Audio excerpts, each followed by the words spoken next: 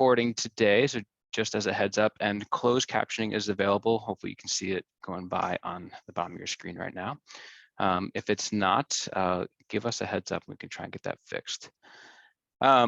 Also today, there are going to be a number of breakout rooms. So one thing that will help us get you to those breakout rooms swiftly and really maximize your time together as a team will be if you can rename yourself for us right now. So starting with your organization, your district, and then your name, that'll help us pre-sort you into those breakout rooms to expedite those transitions.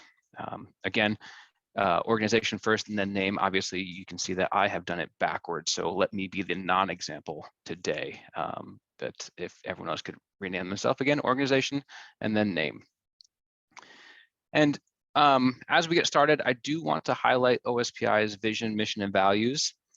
Specifically, when we think about all students being prepared for those post-secondary pathways, careers, and engagement, we really work towards aligning our values as we strive for this. And the scale up of a multi-tiered system of support strikes us as that logical vehicle to achieve that and the inclusion of those multi-tiered behavior supports, or PBIS, as we look forward to supporting the whole child. And then thinking about equity, of course, equity should be centered in all that we're doing. We are deliberately taking an approach to this work, and I'd really like to draw specific attention to that final bullet. This work really does require all of us as educational leaders to develop an understanding of those historical contexts and work to actively dismantle those barriers. And really, if we're going to do this, again, that equity needs to be centered in all that we do, including the instruction and the systems framework building that we're doing actively across the state and at your local regional level. And then while it seems as though it's been commonplace to start Zooms with tribal land acknowledgements, it's important that we do pause and not only acknowledge, but our team has really kind of come together, and we've really reflected on this, and we'd like to call this more of a call to action. You know, we going beyond acknowledging the original stewards of our land.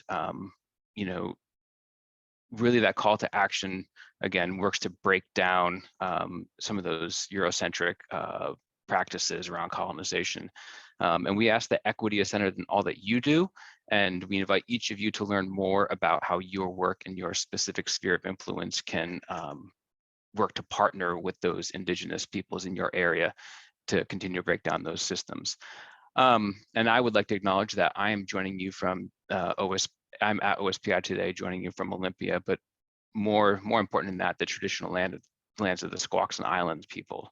And I invite you, if you wish, to put into the chat where you might be joining us from today from across the state.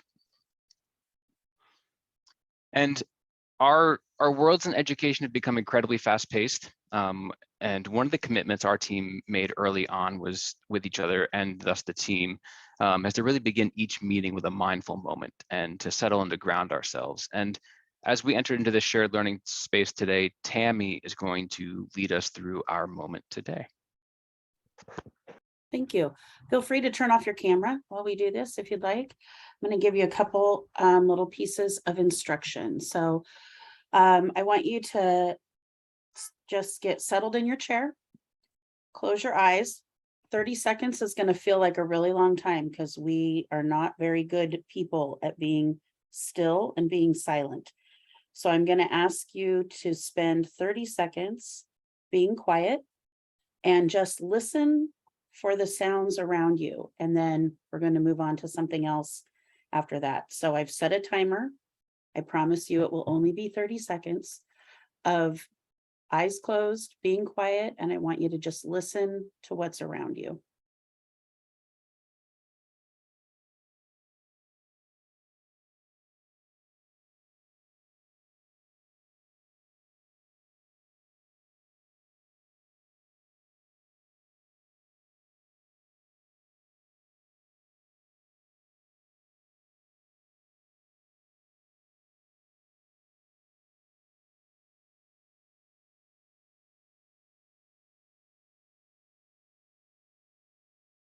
Okay, I want you to stay in that space.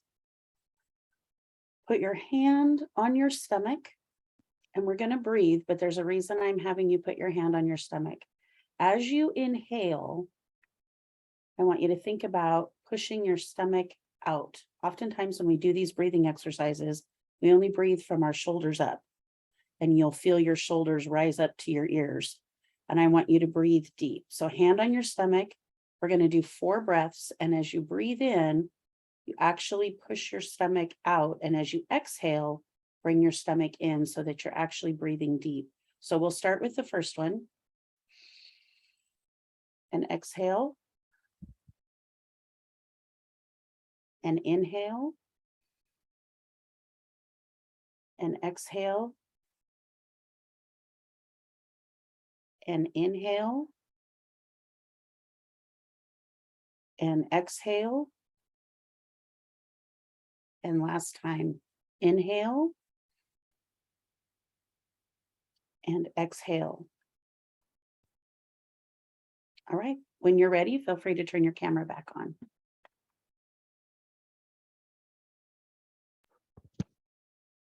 Awesome. Thank you, Tammy.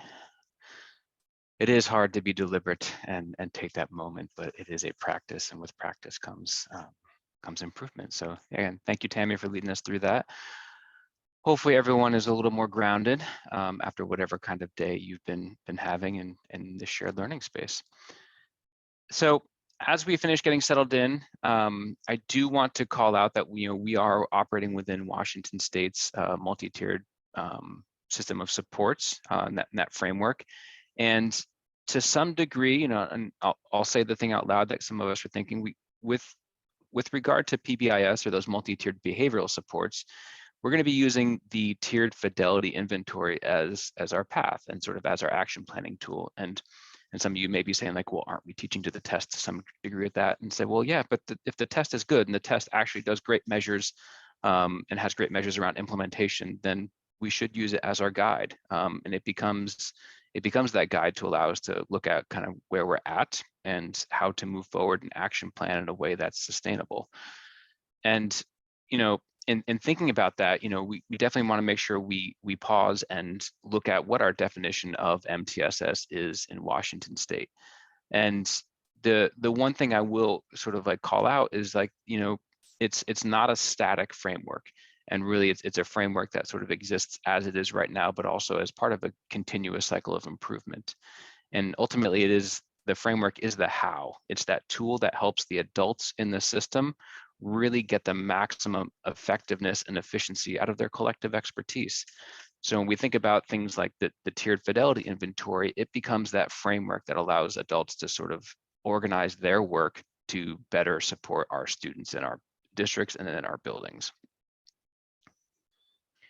And then final reminder, this work is being led by your statewide implementation team, and we've invited in and brought in our regional partners. Northwest PBIS is joining us today, and our mission ultimately is around capacity building. I'll touch on some realities around that in a moment, but collectively, our relevant objectives, we're building capacity among districts and district leaders to facilitate the implementation of MTSS. We know that in a 1 or 2 year technical assistance or coaching support, we're not going to get districts to a level of high fidelity, but ultimately we are positioning ourselves to be that catalyst for further growth within the district. And part of this is developing that foundational understandings of MTSS and PBIS, and helping districts organize all the, the educational initiatives that are related to that within a framework. So specifically today, we're going to look at a high level view of Tier 1 practices within the tiered fidelity inventory, and really focusing on those components 1.1 and 1.2.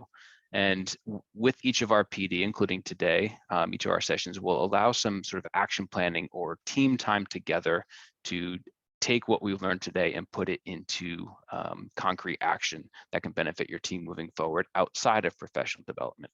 We know that professional development without any sort of technical assistance or coaching doesn't necessarily move the needle as far as implementation goes statewide. So we are deliberately linking our technical assistance and coaching to each of our sessions. And as we settle in today, a couple of things you might want to have, and I think Tammy might be posting these into the chat right now, just so you have them. But a link to our handbook to help you sort of help guide your work. And Tammy, I'm pulling up the tab for this right now. You correct? For the Padlet? Oh, yeah. Or no, sorry, participant. You're all pulling. I don't want to navigate. You all should be pulling up a tab for the Padlet right now because we'll be using this as we move forward. So before we get too deep into the tiered fidelity inventory, I want to talk a little bit about how this fits into our model and the overall framework.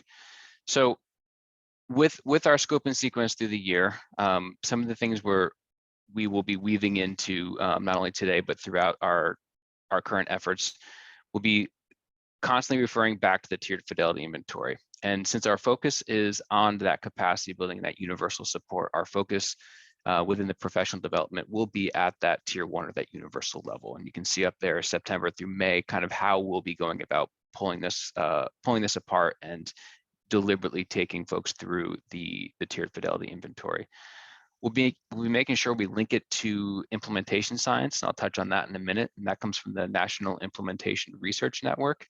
And this is really about going through this process in a very deliberate manner and not trying to implement beyond capacity or going too fast, and also making sure that we don't get stuck in certain stages and move forward as oftentimes when it feels uncomfortable, but when we do have some readiness.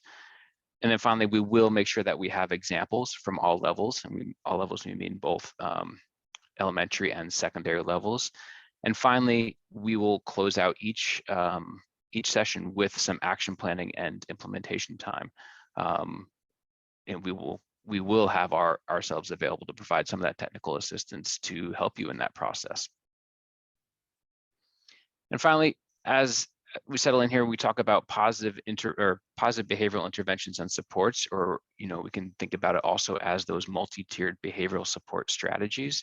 It really is that synergy when we think about practices, data, and systems coming together. And with that is, when those three come together is when we can really look at moving the needle on positive student outcomes. And this will be a graphic we return to quite a bit because the TFI begins to link these together. When we think about, do we have the data sources within our system that are readily available by those people who need them to make decisions that ultimately affect practices? And we'll go through this, this rinse and repeat cycle quite a bit in the world of PBIS as we move forward, looking at not only evaluating the effectiveness of our universal supports, but when we begin to talk about how do we identify and support students who need something further, whether it's through enrichment or whether it's through a support to close a knowledge gap or an ability gap. And finally, I talked a little bit about implementation science or implementation stages. One of the things that we try to be very careful of when we're going through the implementation effort, and one thing that I would definitely want to call out and say, listen, this year we're not expecting full implementation of PBIS. However, what we would like to do is help you understand, what stage of implementation you might be at and the actions that you can take to move your effort forward. So implementation science would suggest that it's a 2 to 4 year cycle to implement something with a high degree of fidelity. I think history has shown that PBIS implementation is a 3 to 5 year effort to get to fidelity. So looking at the graphic now, we can think about, okay, if we're in exploration, what are those deliberate actions we need to be taking during exploration? And the same thing for installation, initial implementation, and full implementation. And I'm going to pause and let the folks from NERN do a quick talking about implementation science before I pass it over to my colleague, Brandon. Welcome to the SysEP implementation video on implementation stages. Once a team has identified a need for change, it's easy to want to hit the road running. But taking time to prepare in the beginning will save time in the end. This video will walk through each of the 4 stages of implementation. Exploration begins with a need to be addressed. The goal of exploration is to determine which practice or program is the best fit by examining needs and assets. Forming a diverse team of staff, families, students, and community partners is vital to select the best program or practice. By the end of exploration, a team is formed, they've identified a specific need, and a practice or program is selected to meet the demonstrated need. Installation begins with the decision to start implementing a practice or program. In installation, the goal is to create and initiate a plan that develops the knowledge and skills of staff and leaders, addresses policies to support implementation, outline processes for data collection for decision making, and sets up communication lines between staff and leaders. Often, teams bypass installation and replace the work with a phrase like, "We're building the plane while flying." Despite good intentions to get practices off the ground, skipping installation can lead to frustration and even end implementation efforts. Focusing on installation first strengthens the chance that practices will be used with fidelity and students will benefit from the new practices. The shift to initial implementation happens when staff begin to use the new practice or program. During initial implementation, the team works through the implementation plan, staff receive coaching, and fidelity data are used to strengthen skills. Data and feedback are used to make decisions and update procedures to improve implementation. By the end of initial implementation, some staff are using the practice or program and beginning to implement it with fidelity. Full implementation occurs when staff are implementing the practice or program with fidelity and student outcomes are moving in the desired direction. During full implementation, procedures are in place that support using the program or practice, and teams consistently use data to improve implementation. In essence, the practice or program has made the shift from being something new to the way of work, and student outcomes are changing. Throughout each implementation stage, teams should be planning for the sustainability of the practice or program and implementation supports with adequate funding and updated procedures. When teams focus on implementation stages, they ensure all necessary activities to implement and sustain a practice or program are in place. The time it takes to move through each stage depends on the complexity of the practice or program, as well as the system. It is also common to move in and out of each stage as new barriers arise and necessary changes occur. Understanding the stages of implementation provides a structure for teams to intentionally plan, implement, and sustain a new practice or program into the way of work.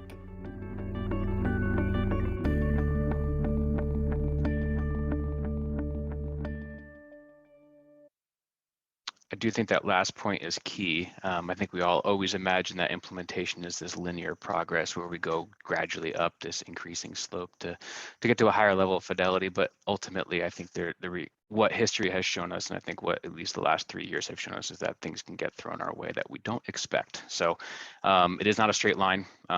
It's even beyond a zigzag sometimes. So know that you're not alone on this journey. That's why you're joining us. We are here to provide you that coaching and technical assistance, meet you where you're at, and take you to where you need to go. And with that, I will pause and turn it over to my wonderful colleague, Brandon. Awesome. Thanks, RJ. So the next thing we're going to talk about is a tiered fidelity inventory. If you're familiar with this tool, the TFI, would you just use the emoji and raise your hand? I would love to see if there are folks familiar with the TFI tool. It's okay if not. You, awesome. Great, thumbs up. Good, we got some experience here. So we're going to do a quick refresher, make sure we're all on the same page of the tool and how to use the tool. So the TFI is a valid and reliable and efficient measure to make sure all the key components of PBIS are present. We often hear PBIS doesn't work for us, or it just wasn't, I didn't really have the outcomes we thought it was going to. But what's happened is all the core features weren't possibly present, right? Maybe we're just doing tickets and posters and we think that's PBIS. It's not. There's so much more to it. It's very equivalent to me going to a sandwich shop, ordering a ham sandwich, but asking for no ham, and then being angry that it doesn't taste like a ham sandwich. Right? We have to make sure all of the components are present in order to get the results that research has proven that PBIS can get. So the tiered fidelity inventory is the tool we use. It does measure all 3 tiers. For the purpose of this year, we're going to focus just on tier 1. If you're in exploration phase, this is a great tool to understand what do you need to build in order to have capacity for implementation. If you're in installation, these are things you're going to put in place to have happen. If you've been doing PBIS, this is a great way to check your systems and make sure they're continuing to happen. We can't just build a system and walk away. So RJ, we can go to the next slide here. So this is the tiered fidelity inventory. This is item 1.1. This is the example I'm going to use. So the first thing there, if you want to go to the next click there, RJ, is the feature. So this is what elements are required to reach fidelity of implementation. So each item is listed. This example is team composition, and it gives you a good definition of what key feature. Then if we go to the next one here, you're going to see the possible data sources. So the key features listed. Now we're going to look for data sources on where to find those things. Where's the evidence? So we think we have these things in place. This is where we're going to look to see these things actually present. And then we have the scoring criteria. I want you to put it in the chat. Repeat after me. There are no half scores. So I want to see it in the chat. No half scores. Let's see it. No half scores. We want to sometimes. Sometimes we want to give ourselves 1.5s, 0.5s. We're not going to do that with 0, 1, or 2s. Good, look at that, no half scores. So if you ask, you know the answer, no half scores. So when we score, we're looking for those things for those scoring criteria. So it's very well listed of what those things are. So a 0, a 1, and a 2. This isn't a performance eval. This isn't your employee evaluation. This is not a reflection of you as an educator and as an amazing professional. This is a tool used to better our system, and that's the way it should be viewed. So don't take scores personally ever on the TFI. So with that, we can go to the next slide. We're going to, every time we meet, we're going to look at the items we have for that session. So today we're going to focus on items 1.1 and 1.2. We're going to send you off in your teams to do initial scoring. So before we even go into content, we want to get your idea of where you think you are on these items. So when you go in just a second, I'm going to read the item. We're going to send you to breakout rooms with your team. You're going to, as a team, just quickly give yourselves a few minutes to read it. And then you're going to say, all right, everyone show your score. And we're going to show our scores on the screen. And someone in your group needs to step up and be the facilitator. So whoever that is can be the facilitator. You're looking for the majority. So if the majority votes 2, you can score yourselves a 2. If it's a majority of 1, you'll score a 1. If you have discrepancies, you're going to talk about it as a team. So, hey, why did you guys score 0? Have that conversation. You're then going to decide what your score is and what your rationale for that score is. So we scored ourselves a 1 because X, Y, and Z. All right, this is just your initial scoring in a conversation with you as a team. So let's go to the first item here. So the first item we're going to focus on is 1.1. This is the team composition. If you open up the workbook, you also have access to view these, and the scoring Padlet is where we're going to go to submit our scores. But item 1.1, team composition. Tier 1 team includes a Tier 1 systems coordinator, a school administrator, a family member, and individuals able to provide A, applied behavioral expertise, B, coaching expertise, C, knowledge of student academic and behavior patterns, and D, knowledge about the operations of the school across grade levels and programs for high schools, and E, student representation. So the data sources we're looking for, are these things actually present? Is your school organizational chart and your team 1 meeting minutes. In order to score a 2, you need these things. The Tier 1 team exists with the coordinator, administrator, and all the identified roles are represented. And attendance of the roles is at or above 80%. So with that, you're going to go to your breakout rooms. You're going to quickly score, throw your fingers. What do you think you score as a team? If you're in exploration, you're going to score 0, and that's okay. All right, we're seeing all these key components. So you're going to score as a team. You're then going to go into the Padlet. So you can go to the next slide, RJ, real quickly. You're going to open the Padlet. We want you to type in your school name, what your score was, and what's your evidence for that score. Just a quick sentence. What's your evidence? We'll hang out here if there's any questions, but we're going to send you away for a quick 5 minutes. If you're done early, just come back. That way we know we can keep going. So once you're done, just come on back, but we'll keep it open for 5 minutes. All right, breakout room magic.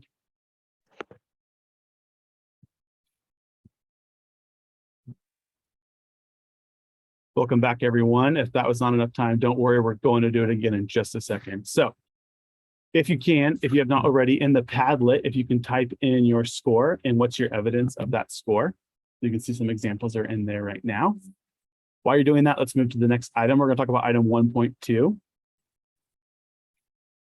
So 1.2 is team operating procedures. So your tier 1 team meets at least monthly and has a regular meeting format and agenda. Minutes, define the meeting roles, and a current action plan. So some data sources we're looking for is team 1 team meeting agendas and minutes, team 1 meeting role descriptions, and tier 1 action plan. To score a 2, the tier 1 team meets at least monthly and uses regular meeting format, agenda, minutes, defined roles, and has a current action plan.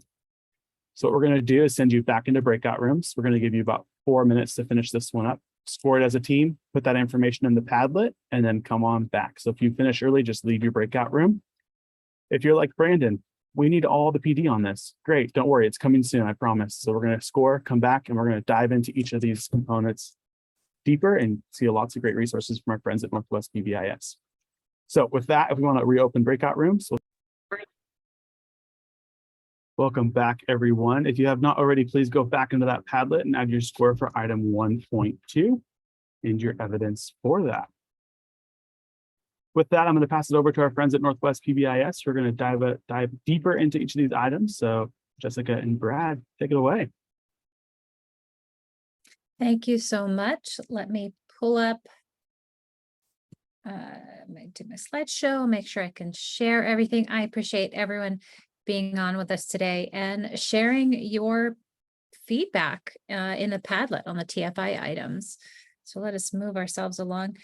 If you lost the transcription, remember you can pull that back up at the bottom of your screen, the ellipses above the More menu button.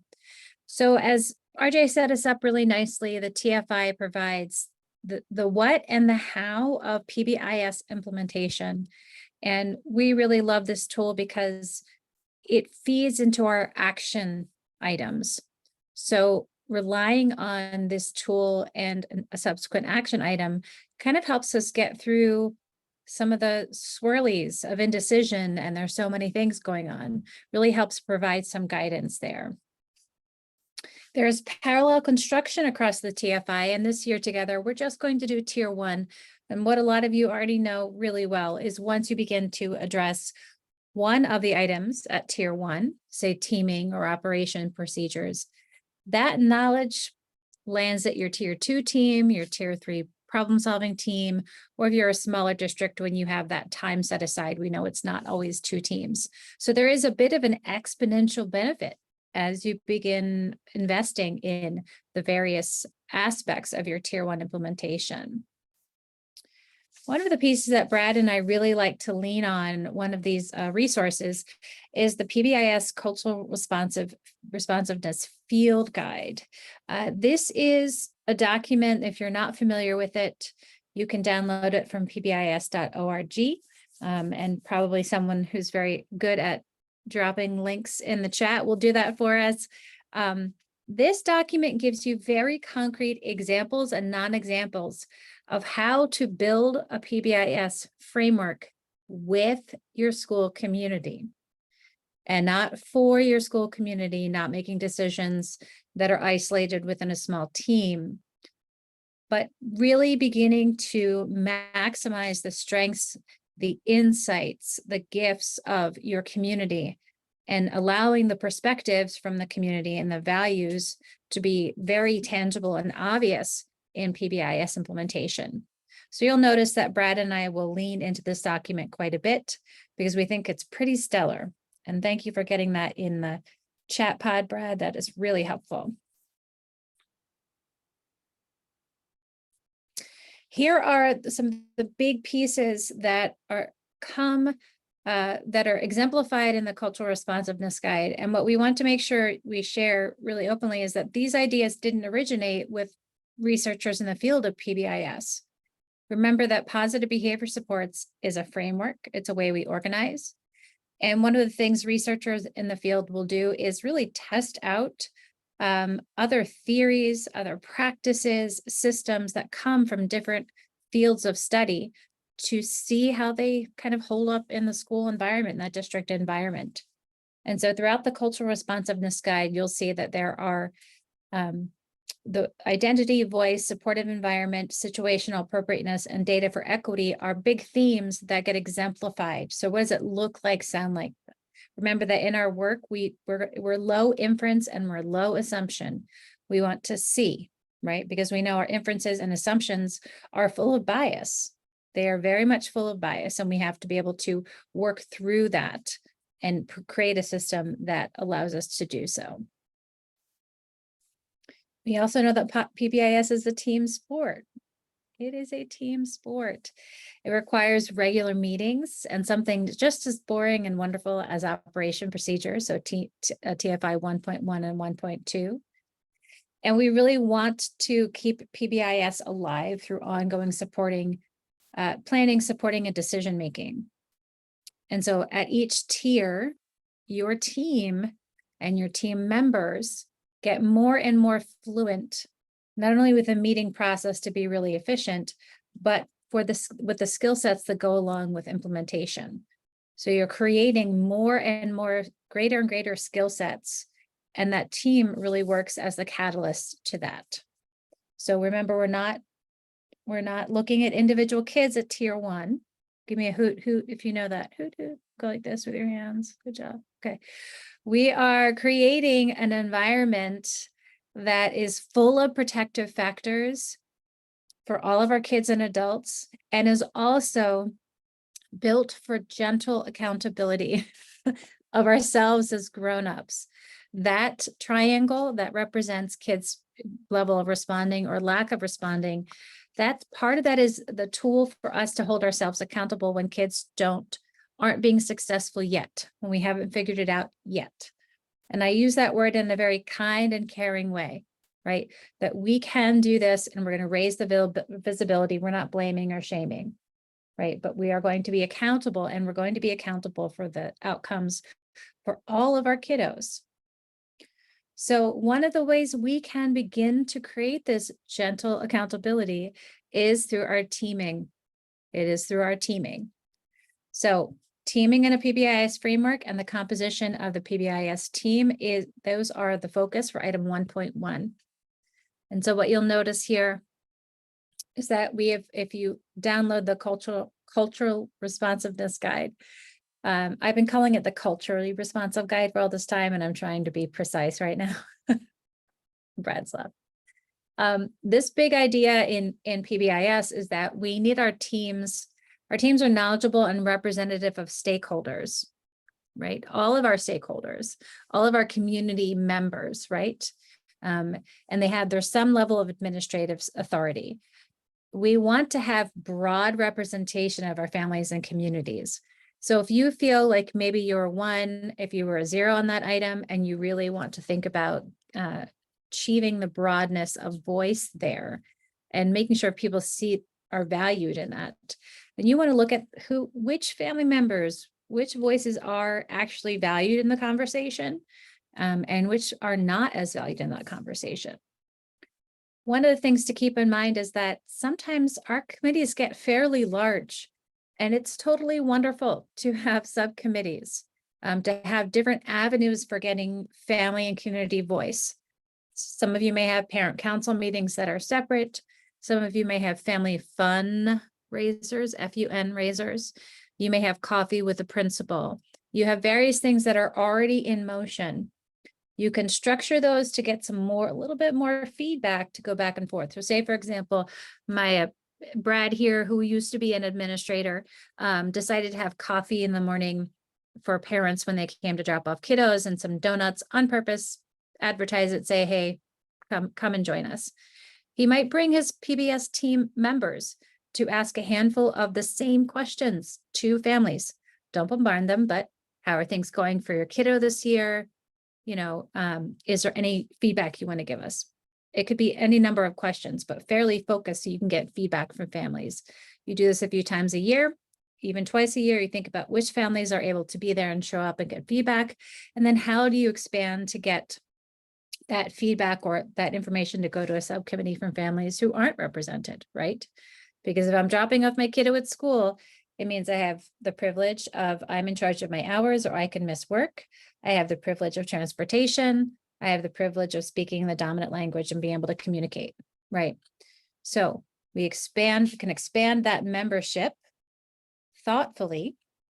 And some of you are thinking, rightfully so, this will take time, right? This takes time.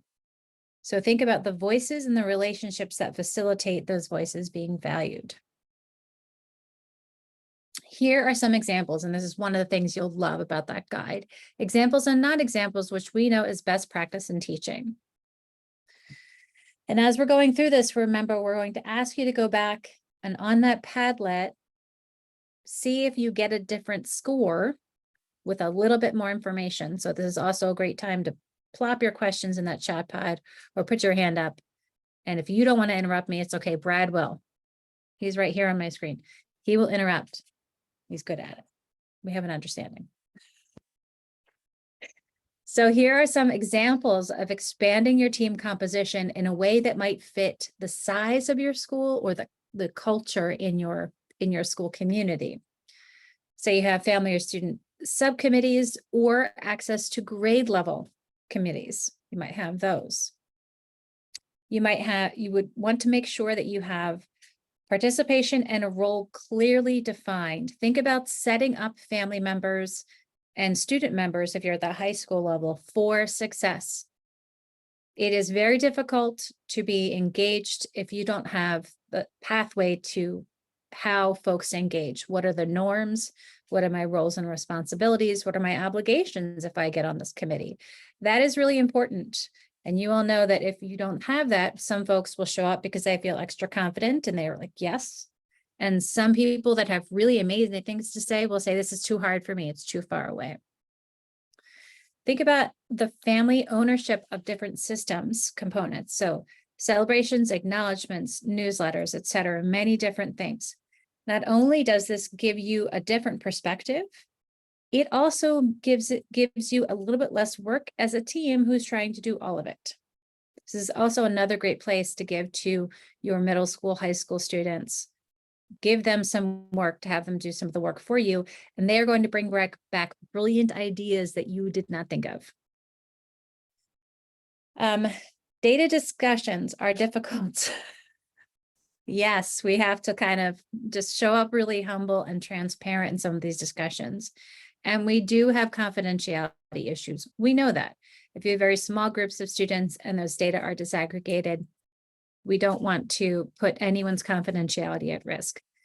Those larger swatches of data, the tier 1 protective factors, so attendance, office referrals, screeners for social emotional screeners, things like that.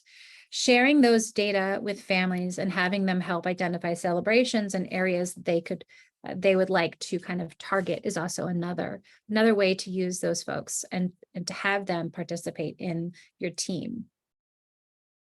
And then solicitation on hiring practices and policies. Oh man, this is really requiring some leadership humility, and it will make the process more reflective of what the community brings to the table, instead of reflecting that kind of insular process we have as educators working our patooties off to get things done. We're working really hard to get things done. We're not purposefully excluding, right? And all of us on this call are very aware that making these changes requires more cognitive and emotional energy, right? We have to invest in that to get over the hump, and then things become easier over time. So I want to make sure that you know that Brad and I are not thinking this is something you just turn around and do tomorrow. We know that the shifts make it require some energy, and these are the types of shifts that really speak to sustainability over time. If there are mechanisms built built for genuine family and student engagement and support of the work, it becomes collective ownership. And that's really very powerful in terms of belonging, community, equitable issues, as well as beginning to support more explicitly mental wellness. If families and students know that their voices are valued, that there are multiple ways for them to participate in something as important as a team that makes decisions in the school, that goes a long way to those connections, those protective factors. So some of you are also saying, there's a lot of overlap with how we approach mental health and how we approach equity in the learning environment. Here are your non-examples. This is what we want to avoid. So it's okay if it looks like this right now with your team. That's why you're here, to learn what are examples and non-examples. So if we do not have a family or a student member, or if the role of that student or family member is unclear, okay? A single parent on the team, and they're asked to represent all other parents. This is also very dangerous if we say we're going to invite one parent from one group. We have one African-American parent, or we have one parent who speaks Spanish, or we have one LGBTQ parent, right? And we ask them to represent everyone in that their given community. I'm doing air quotes, right? So we want to have representation and the opinions of other parents. Family members on the team who are not representative of the community, or only representative of one part of the community, right? It's not the loud soccer mom club. That's me. I'm the loud soccer mom, right? It is the community that reflects everyone. And family members who are on the team, but that are not asked to provide perspective and voice. And I've been on some teams where we had a family member on, and it took a lot of savvy and kind of individual learning on the part of that parent to be up to speed with some of the language we use, some of the decisions that were being made, what was allowable and reasonable within the learning environment. So that's something to think about. Okay. Brandon, would you like to do both items before we go back and score, or should we stop and go back and score 1.1 again? Let's go ahead and do both items. That's good. Okay, wonderful. Thank you. Yes. So teaming, this is operations procedures, and we've got some resources in here that you may want to use. And it's up to all of you, okay? So operating procedures, this is kind of a big deal. How do we actually get this work done? What's our way of work? And so we want to have consistent roles, operating procedures, and an ongoing action plan. And it doesn't mean that I always have the same role on a team. We may decide that there is a note-taking role, and that role gets kind of shared, right? Kind of share the joy there. We want these things to be defined to the greatest extent possible, so we don't have to figure out how we're going to interact with one another to make those decisions. So here are some examples. Our norms are going to focus on the system. Our norms should take us to the system, right? Not individual students. And when we are working on our equity outcomes, and we're all working on those, then we engage in explicit conversations around the systems to support students across the subpopulations within the school. So we're not going to shy from those things. We have our meeting minutes, our goals, data, and decisions set up in a manner that allows us to share with our community members and our team and our staff easily. So think about, does Melissa have the notebook that has all amazing information in it? Because Melissa's a rock star. If Melissa wins the lottery, I hope you do. If Melissa wins the lottery, where does that information live, and how easy would it be for Kirsty or Brad or Stephanie to pick it up and run with it? So that may be, again, one of those systems that it's going to take us time to go, oh yes, this is how we have to do it, and we will have exponential benefit from that. We want to have within those operations ongoing timely procedures for bi-directional communication, back and forth to communication with our families, with our educators, with et cetera. So that that's not something that relies, you have to be kind of a Herculean effort to communicate and be heard. And we want to avoid the I have to yell or show up as a mama bear to be heard issue, which happens, right? If we don't have a clear pathway, someone's anger will surely lay the pathway for us. And then we review our procedures and our effectiveness with our community members. Here's some non-examples. These are pretty straightforward. We're not honoring divergent opinions and we're not working to achieve consensus. Divergent opinions are pretty awesome. They will help us make the system better for sure. We only have operating procedures that are known by a handful of us, or the decisions are not transparent. So if Brad and I are able to run with it, we're like, nobody's keeping up. The problem isn't everyone else. The problem is the system that Brad and I have set up or not. And then we fail to examine our systems for potential causes related to inequities, right? Or related to kids not being responsive, even in general. So there are no throwaway children. There are no acceptable losses. We are accountable for the outcomes of all children, right? So if there are kiddos and groups that are not being successful and we're looking at them in our meeting, our agenda has data in it, because that's has to happen. And we say, oh, this is okay, this isn't working. Saying things like, well, those families don't care about school is not acceptable. And if we haven't established a norm ahead of time about centering systems for kiddos and avoiding othering and blaming, then that's the opportunity for a leader, a facilitator to say, hey, T, this is my T sign. My 10-year-old now uses a lot T. Hey, that sounds like we are not centering, we're not focused on systems. That sounds like kiddo blaming. We're going to look at our systems here. So operating procedures can really get us pretty darn far. Lastly, our agenda, and we have an example of this, and thank you, Brad's going, there's a lot of good stuff going on in the chat pod here. We've got an agenda for you if you would like to just take an agenda that exists and not have to make up your own. So we want their agenda to be up to date, have defined meeting roles, some fidelity data, what are we planning on doing, and outcome data for students and or staff. Sometimes in the early building stages, we're really looking at those fidelity data, which is how we're accomplishing our action plan, and that's totally fine. That is fine. We want those action items to be clearly defined, and completed notes should be shared within a day, a business day. So folks don't just forget about this awesome meeting that you have. They've got, what are we doing next? What are our responsibilities? So these are, got two really nice examples in the chat. One is from Wisconsin RTI Network. One of them is from OSPI.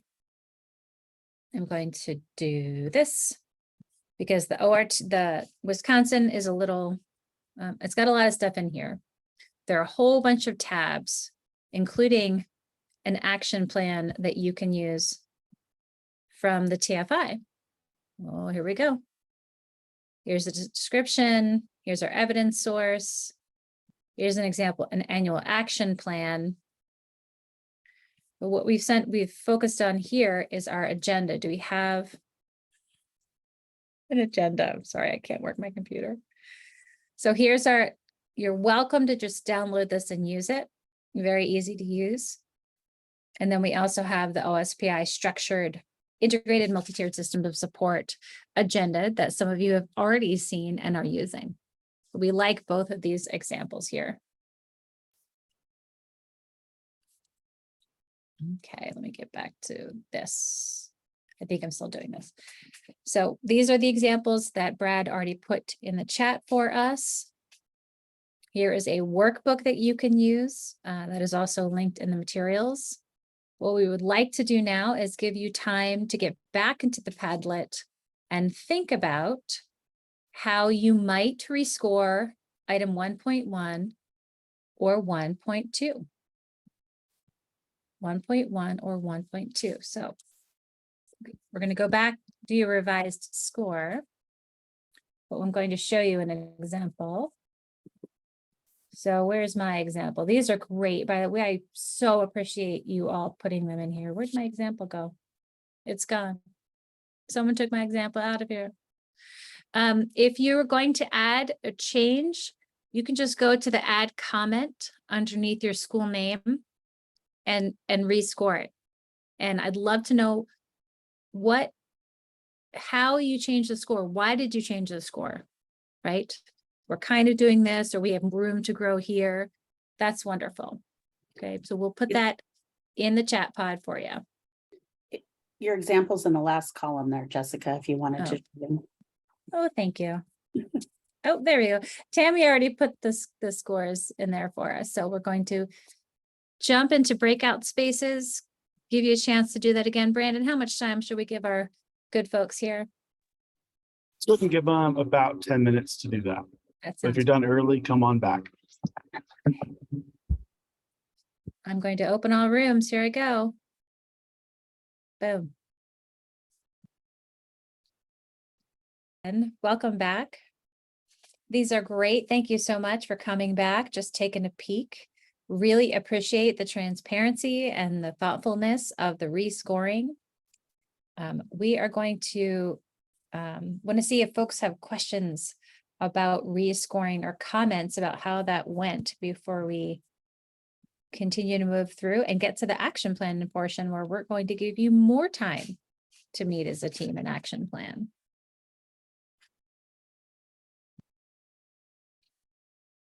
Were there any big ahas when you went back to rescore?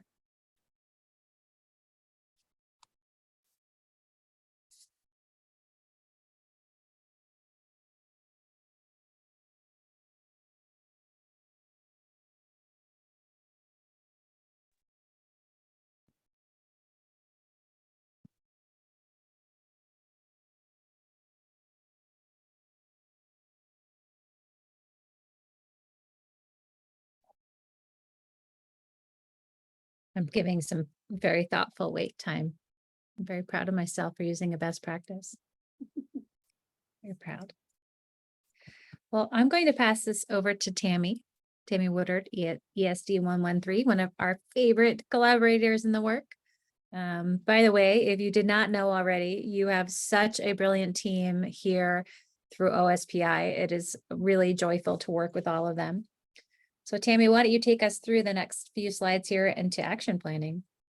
All right, thank you. So when we're talking about implementation stages, if you want to go ahead and go to that next slide, we talked about this at the beginning, and some of you, even in some of the breakout rooms that I popped into, were already making some of those connections about where you're really at in the implementation stages, which is awesome. And so just thinking more along those lines, and one of the things in the video that RJ played that I wanted to make a note of is to just remind you that implementation stages are not linear. So as you did that rescoring and you're going back, you may feel like, oh, thought we were in installation. Maybe in this area, we're actually more in exploration, or maybe we've moved ahead into initial implementation.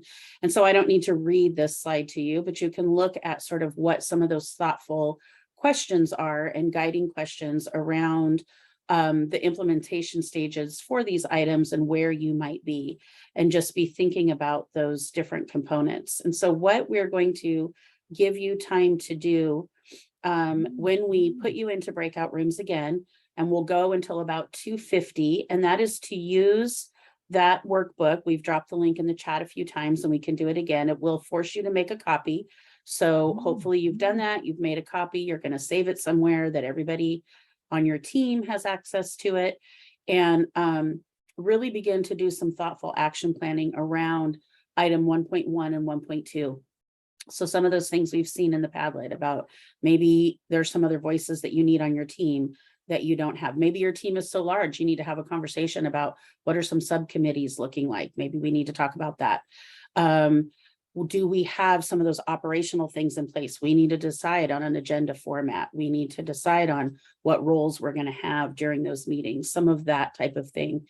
If questions pop up, if your Rick, Regional Implementation Coordinator, is on this call, which I think most of us are, We'll be popping into the rooms, checking on how you're doing, but you can also pop back into the main room and say, hey, can someone come into this room and join us? We've got some questions about some things. And so this is time that actually came directly from feedback from year one about really giving more thoughtful, intentional time during these trainings for you all to be able to work as a team, because we know that that is valuable. Time is money, so to speak, and we just don't have enough of either one of those things.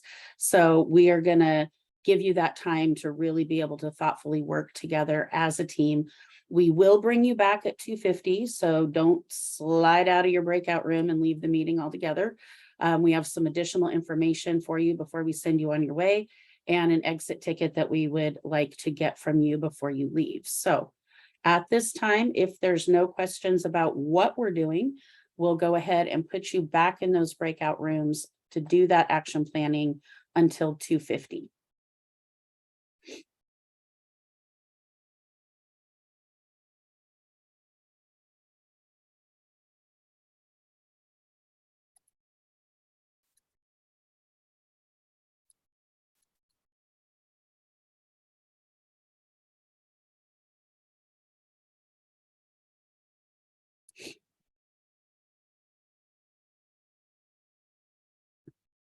All right, welcome back, everybody. Thank you for coming back, and thank you for just really engaging in this work. We are going to wrap up our time. I want to remind you that if you had not gone in yet and updated your scores on the Padlet to do that, and then also the next slide, the links that are listed on this slide for some resources are also in your participants agenda. You have access to this slide deck. So if you want some additional information between now and our next training to do a little bit deeper dive with your team, these are available to you.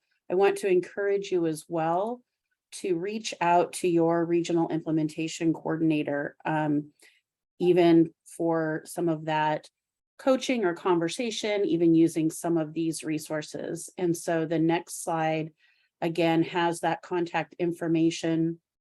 At this point, I think most of you probably know how to reach your person, but this is also on the OSPI website. And so as you exit today, we have got an exit slip and a couple of things actually. First of all, we would love for you to put in the chat at least one action item. So one action item per team. You can designate who your person is to type in the chat, but one action item that you are coming away with today around item 1.1 or 1.2 that you're going to be working on. And then we will drop in the chat also a general feedback form. Brandon put that in there. That is really for this PD overall. So if you would take the time, I will tell you, and those of you that have been with us for a while know this to be true, we do actually look at the feedback that we get and we use it to adjust as we move forward so that these PDs that are created are really of value to you. And we make those adjustments based on what you tell us. So we do appreciate you filling out that feedback form. But as we wrap up and close, if you have a comment or a question and you want to take yourself off mute and ask those things, absolutely do that. But we're also looking for that one action item before you take off in the chat that your team is going to be working on. And I thank you all for being with us this afternoon.